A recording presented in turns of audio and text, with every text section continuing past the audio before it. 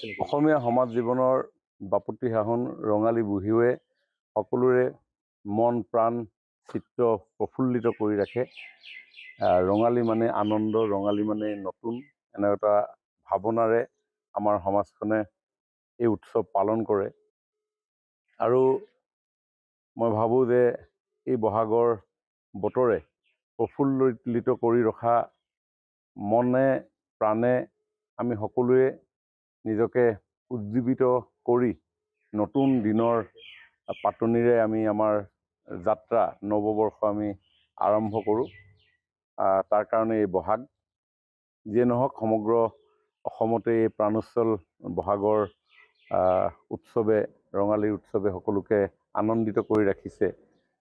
সকলো লোকে বিভিন্ন ঠাইত বিভিন্ন ধৰণে বিহু অনুষ্ঠানৰো আয়োজন কৰিছে। আমাৰ চৰকাৰখনেও ৰাইজৰ এই আনন্দৰ লগত ভাগ বতৰুৱা কৰাৰ ক্ষেত্ৰত আমি সহযোগিতা আগবঢ়াইছোঁ। বহু বিহু সন্মিলনলৈ আমি চৰকাৰৰ তৰফৰ পৰা সহযোগিতা আগবঢ়াইছোঁ, যাতে সুন্দৰ ৰূপত বিহুসমূহ আয়োজন কৰিব পাৰে।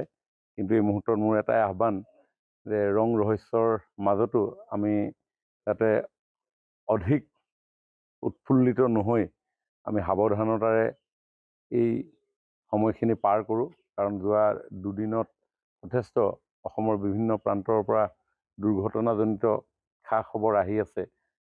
দুৰ্ঘটনাই সকলোৰে মনলৈ দুখ কঢ়িয়াই আনে আৰু কেতিয়াবা দুৰ্ঘটনাই অমূল্য জীৱন কাঢ়িও লৈ যায়। গতিকে কোনোজনেই যাতে প্ৰাণ হেৰুৱাব লগা নহয়, কোনোজনেই যাতে দুৰ্ঘটনাত পতিত হ'ব লগা নহয়, কাৰোৰে মনলৈ পৰিয়াললৈ যাতে দুখ নাহে, তাৰ কাৰণে মই ভাবোঁ সাৱধানতা অৱলম্বন কৰা উচিত। আৰু বিহু আয়োজক সমিতিসমূহেও এই ক্ষেত্ৰত অলপ সচেতনতা মই ভাবোঁ যে তেওঁলোকে গ্ৰহণ কৰিব লাগে। বহু দেৰিলৈকে যাতে বিহু অনুষ্ঠানসমূহ নহয়, এটা পৰ্যায়ত লিমিটেশ্যন এটা ৰাখি তাতে যাতে শেষ কৰে, যাতে সকলো নিৰাপদে ঘৰলৈ ঘূৰি যাব পাৰে, এই ক্ষেত্ৰত সকলো সচেতন হ'ব লাগে। অসমীয়া সমাজ জীৱনৰ বাপতি সাহোন ৰঙালী বিহুৱে সকলোৰে মন প্ৰাণ চিত্ত প্ৰফুল্লিত কৰি ৰাখে। ৰঙালী মানে আনন্দ, ৰঙালী মানে নতুন, এনে এটা ভাৱনাৰে আমাৰ সমাজখনে এই উৎসৱ পালন কৰে। আৰু মই ভাবোঁ যে এই বহাগৰ বতৰে প্ৰফুল্লিত কৰি ৰখা মনে প্ৰাণে আমি সকলোৱে নিজকে উজ্জীৱিত কৰি নতুন দিনৰ পাতনিৰে আমি আমাৰ যাত্ৰা নৱবৰ্ষ আমি আৰম্ভ কৰোঁ। তাৰ কাৰণে এই বহাগ যিয়ে নহওক সমগ্ৰ অসমতে এই প্ৰাণোচ্ছল বহাগৰ উৎসৱে, ৰঙালী উৎসৱে সকলোকে আনন্দিত কৰি ৰাখিছে। সকলো লোকে বিভিন্ন ঠাইত বিভিন্ন ধৰণে বিহু অনুষ্ঠানৰো আয়োজন কৰিছে। আমাৰ চৰকাৰখনেও ৰাইজৰ এই আনন্দৰ লগত ভাগ বতৰুৱা কৰাৰ ক্ষেত্ৰত আমি সহযোগিতা আগবঢ়াইছোঁ। বহু বিহু সন্মিলনলৈ আমি চৰকাৰৰ তৰফৰ পৰা সহযোগিতা আগবঢ়াইছোঁ, যাতে সুন্দৰ ৰূপত বিহুসমূহ আয়োজন কৰিব পাৰে।